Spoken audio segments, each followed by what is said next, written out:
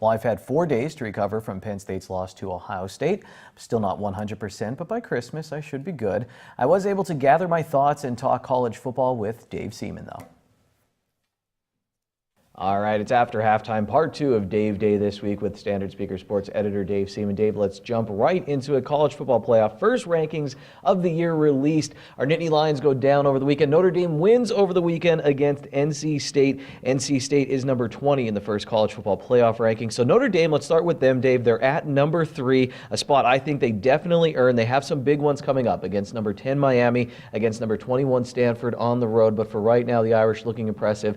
And I think very deserving to be in the top 4. There's no doubt about it. Their attack, their rushing attack has been as good as anybody in the country. They're physical, they're strong. A team that has grown up after winning only 4 games last year. I think Brian Kelly, and I will say, has done a better job, communicating with his players, and it seems like they've responded very well. They've looked good all year, except for that game against Georgia, which again was only a 1-point loss, which means they weren't penalized too much by the playoff committee.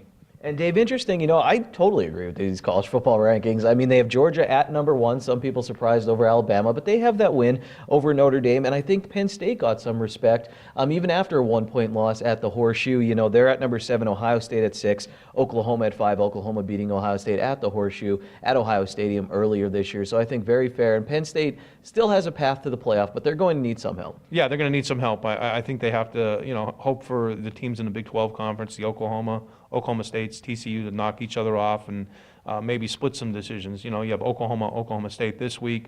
Maybe one wins this week, and if they happen to have a rematch in the Big 12 championship game, the other team wins that game. Notre Dame again has a tough schedule the rest of the way. We don't sleep on Wake Forest either. Wake Forest is an improved football team. They played well this year, so Notre Dame's had a couple emotional wins. They better be ready to play Wake Forest, and then they go to Miami, which will be a big game. Miami's undefeated, but Miami's got Virginia Tech and, like we said, Notre Dame next week. So these teams still have to play one another. Clemson, NC State this week. Ohio State has to go to Iowa this week after an emotional win against Penn State. So a lot of football to be played. Well, Dave, as we learn every year, a lot can happen. But if Penn State does win out and they look at schedules, there's some teams behind them, and that will it be enough? Because right now the only ranked team there is Michigan State. They're at number 24. If the Nittany Lions do beat them, I'll assume they drop out of the top 25. Do you think, as they look at a body of work, that Penn State would be into the college football? I think they'll be in consideration because they have the playmakers. They have a Heisman candidate in Saquon Barkley. It's an exciting team. A big win over Michigan at the time was looked at really as an impressive win. That's lost some of its luster, but Michigan's they have a chance to redeem themselves as well. I mean, they got Wisconsin coming up, Ohio State at the end of the season, so that might look to be a bigger win. Even the Northwestern win looks pretty good right now. Northwestern's kind of picked itself off the deck. So like I said, a lot of football to be played. The Nittany Lions, if you're a Penn State fan, first and foremost, you have to just hope your team wins. You win out and you put yourself in a conversation. That's the best you can do. You win out. The worst you can do is get to a very good bowl game at an 11-1. And then if you get some help, who knows what can happen. And Dave, what I like about the college football playoff is it's not just strength of schedule, and that I think there is an eyeball test. You kind of look at a team and say, all right, I think they are talented, and in these matchups.